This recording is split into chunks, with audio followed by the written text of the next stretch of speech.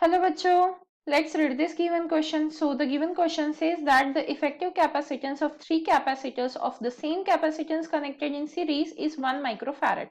Find the effective capacitance if they are connected in parallel.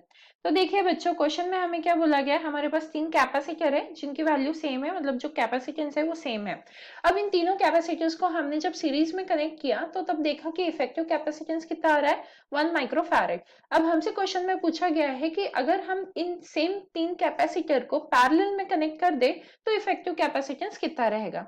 तो इस question को solve करने के लिए हमारा की कंसेप्ट क्या रहेगा। की concept to solve this question is जो सीरीज में कनेक्टेड होते हैं और जब पैरेलल में कनेक्टेड होते हैं तो जो इक्विवेलेंट निकालते हैं उनका फॉर्मूला।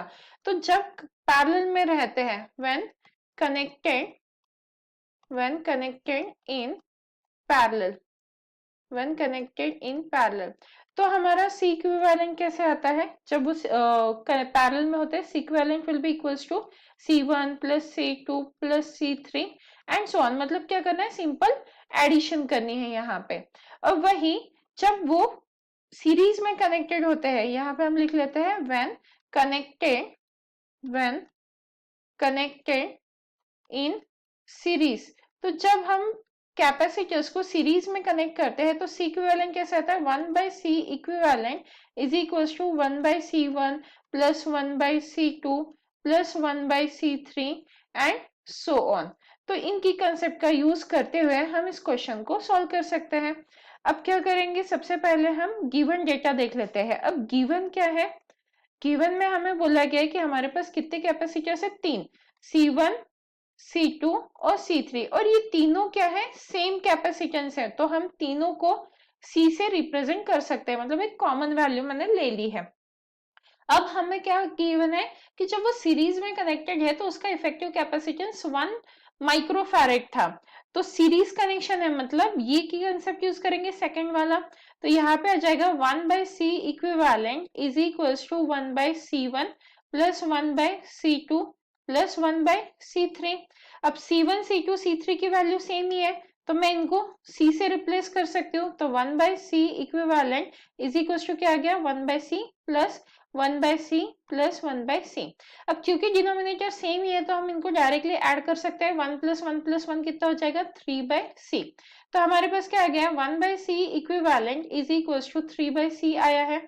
अब सी इक्विवेलेंट की वैल्यू क्वेश्चन में कितने गिवन है, 1 microfarad. 3 by C is equals to क्या हो जाएगा, 1 बाई 1 माइक्रोफैरेड। अब हमें क्या करना होगा, इसका रेसिप्रोकल करना होगा।